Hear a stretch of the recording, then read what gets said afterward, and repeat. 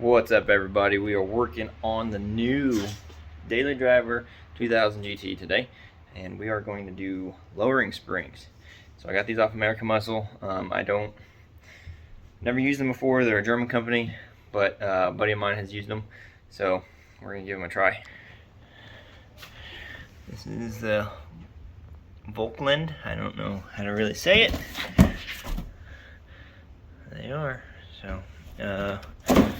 They're pretty, I think they're 1.6 inch drop all the way around. I'm just going to show you what I'm going to do. The car's already jacked up and on jack stands. I'm going to move the jack stands, not to the axle, probably to the frame up here somewhere. And then I'm probably going to disconnect the shock and see if that will give me enough space to come down and drop the axle down far enough to get the springs out. Alright, so one more thing I did loosen. These quad shocks, 18 millimeter. It didn't go down far enough, and I think that's what was holding it up. So, yay, dogs are barking. So here's the rears difference. I don't know, I might transfer the top isolators, but the bottom isolators, they just got destroyed while I was taking these out. So if that makes a bunch of noise, then I'll order some isolators.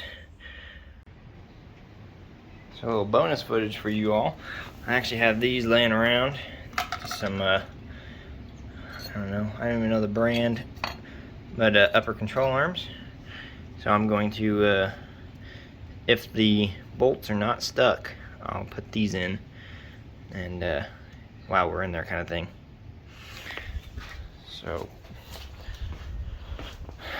pretty much you just got that bolt and then that one up there and one on the other side. So let's see if they're stuck or not and get them out. Alright, so I did actually end up loosening this so we can get to that nut on the upper control arm. So just a little 10 mil. And then don't go crazy, just kind of just move it out of the way a little bit. Alright, so we got these out. A little side-by-side comparison. These are just the stamped steel, and then these are like a tubular type control arm. And this is also a poly. And then this is just a rubber.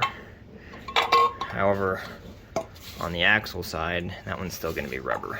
But if we ever need to or get to it, we'll replace those uppers with some polyurethane ones too.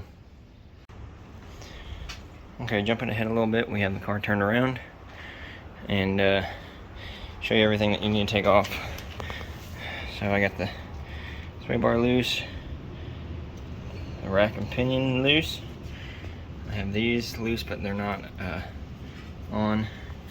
Have the caliper hanging up there, and then even the ABS wire, because this whole thing is gonna tilt down. So put the jack underneath of it and take your bolts out here and slowly let it down, because that spring has some tension on it.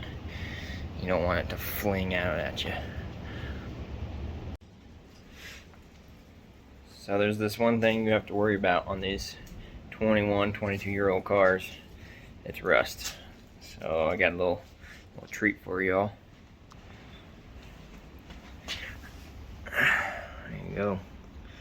The spring was actually broken. So wild. I had to actually pry this piece out of the lower control arm.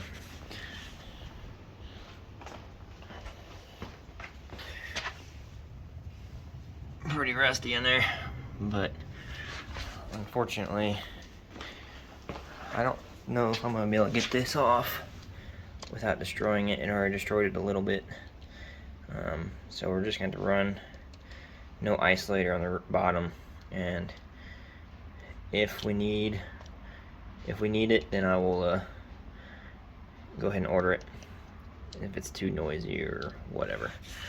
So yeah, so I'll give you a comparison side by side. This is gonna be a bad comparison because this one's broken. But here it is. Should be pretty good. Wouldn't you know, the other side's broken too. Rusty. Well, once these are on, this thing should ride really good. It didn't ride bad before, but I mean, obviously it didn't have all its springs or all its coils.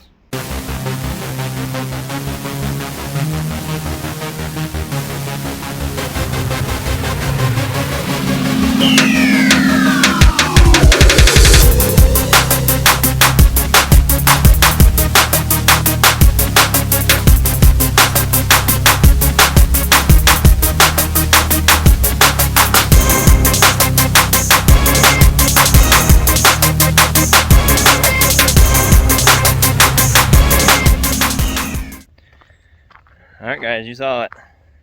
I'll do a before and after picture here. Man, I'm all dirty.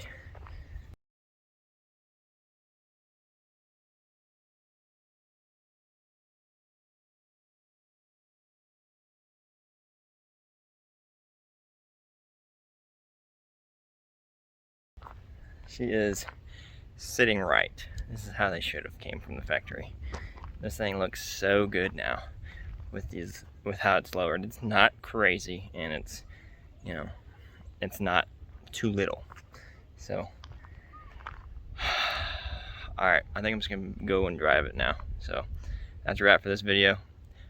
Make sure you like and subscribe, and we'll see everybody next time.